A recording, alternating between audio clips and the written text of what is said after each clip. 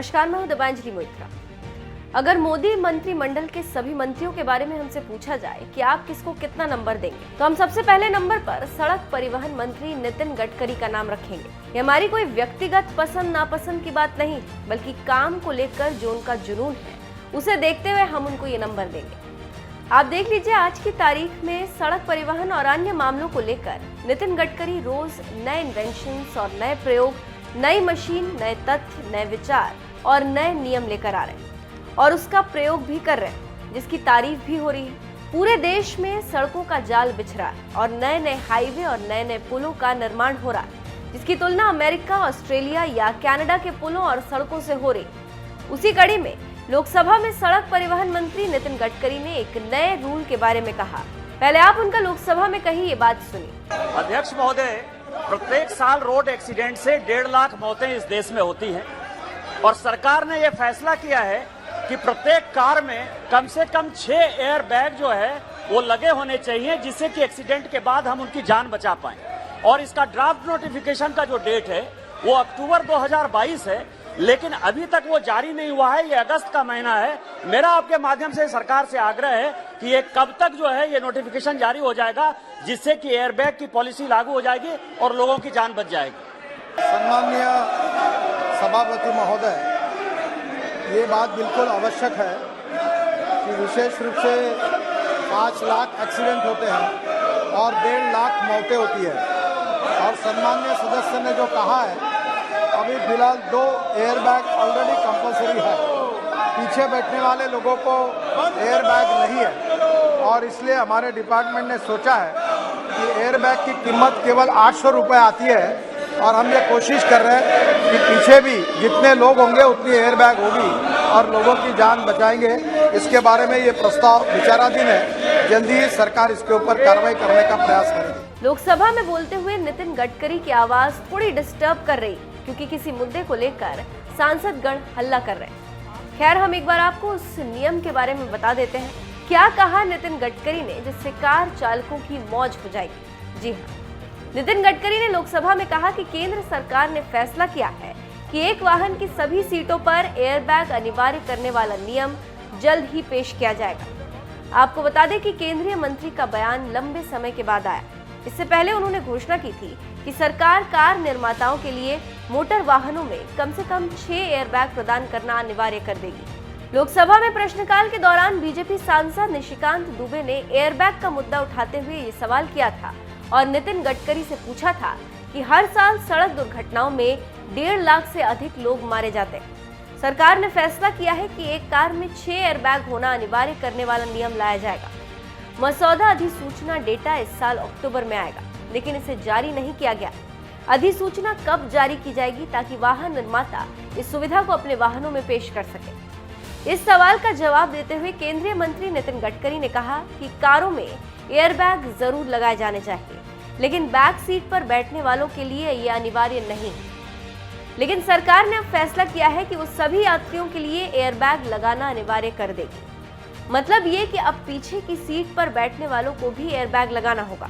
केंद्रीय मंत्री ने ये भी बात कही कि सरकार एक सिंगल एयरबैग की कीमत सिर्फ 800 रुपए हो, इस प्रस्ताव पर भी विचार कर रही। हालांकि उन्होंने ये नहीं बताया कि इसकी सूचना कब तक दी जाएगी। सभापति महोदय, ये बात सच है कि इलेक्ट्रिक के व्हीकल की डिमांड बहुत बढ़ रही है। ओवरऑल ईवी स्केल में 335%, इलेक्ट्रिक 2 व्हीलर में 660%, इलेक्ट्रिक 3 व्हीलर में 150%, इलेक्ट्रिक 4 व्हीलर में 300% और इलेक्ट्रिक बसेस में 30%। अभी इतना ही नहीं तो average waiting time for EV car 8 से 10 महीना हो गया है। मुझे बहुत इस बात की खुशी है कि बड़े प्रमाण पर यह सेल बढ़ रहा है और ये 10 मिलियन ईवी हम लोग 2030 तक आएगी, जो हमारे देश का इंपोर्ट भी कम करेगी और प्रदूषण भी कम करेगी। जहाँ तक मैं आपको ये कहना चाहूँगा कि पेट्रोल से 1 किलोमीटर 11 रुपये 50 पैसे, डीजल से 9 रुपये 50 पैसे, सीएनजी से 7 रुपये और ईवी से 1 रुपया। इसमें cost of lithium ion battery ये बहुत बड़ी है, जो 50% आती है, जो सम्माननीय सदस्य ने पूछा। मैं बताना चाहूँगा कि 2018 में लिथियम आयन बैटरी की कीमत $180 पर किलोवाट आवर थी, 2021 में $140 पर किलोवाट आवर हुई, 2022 में $135 पर किलोवाट आवर हुई।